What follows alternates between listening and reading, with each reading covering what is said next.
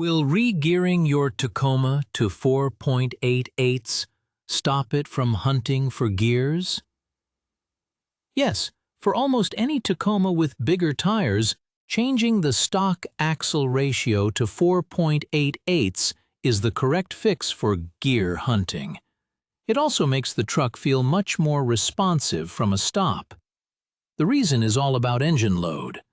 When you install larger, heavier tires, you change the final drive ratio. This forces the engine to work much harder to turn them, especially at highway speeds or on a slight incline. Your truck's computer sees the high load and low engine revolutions per minute, thinks the truck is struggling, and commands a downshift to get the engine back into its power band. With the shorter 4.88 gears, the engine can spin a little faster for any given road speed.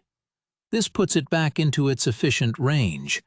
The load on the drivetrain is reduced, and the transmission can finally hold the proper gear without constantly shifting. Now, solving the problem is one thing, but the job itself is pure precision work. This isn't a simple bolt-on upgrade. If the setup isn't perfect, the new gears will destroy themselves very quickly. Getting it right involves a few key steps. First is setting the backlash.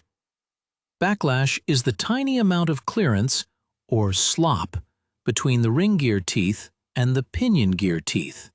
For this specific setup, a 2016 Tacoma rear differential with these Yukon gears, that spec is extremely tight, between 0.00394 and 0.00787 inches. That is less than the thickness of a human hair. You measure it with a dial indicator mounted to the housing. Too much backlash and you'll get a loud clunking noise when you shift from drive to reverse. Too little, and the gears will bind, overheat, and produce a constant, high-pitched whine as you drive. Next, you have to set the bearing preload. Both the pinion bearings and the carrier bearings require a specific amount of compressive force to keep them from developing play under load. This isn't about just tightening a nut until it's snug.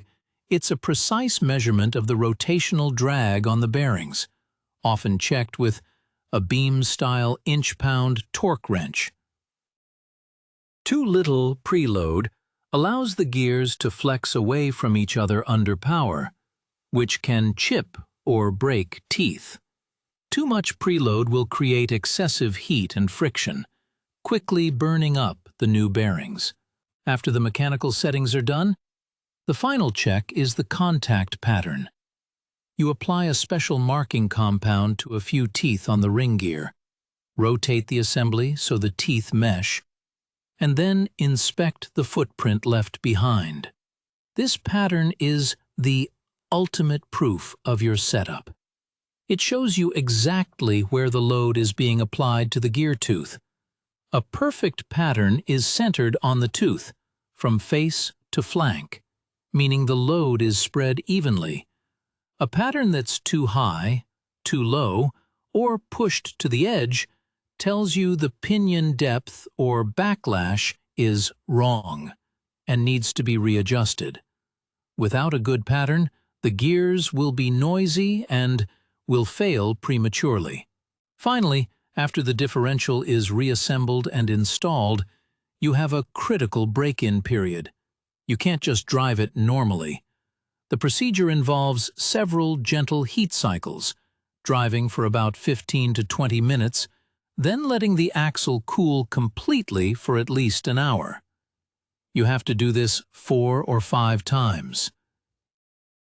For the first 500 miles, you must avoid heavy acceleration, high speeds, and any towing. After 500 miles, you must drain the gear oil, which will be full of fine metal particles from the initial wear-in, and replace it with fresh, high-quality gear oil. Skipping this break-in guarantees a short life for your expensive new gears. This entire improvement in how the truck drives comes just from the gear ratio and a correct, professional setup. No locker or limited slip differential was added here. An incorrect setup will make itself known with a howling or whining noise from the rear axle that changes pitch with speed.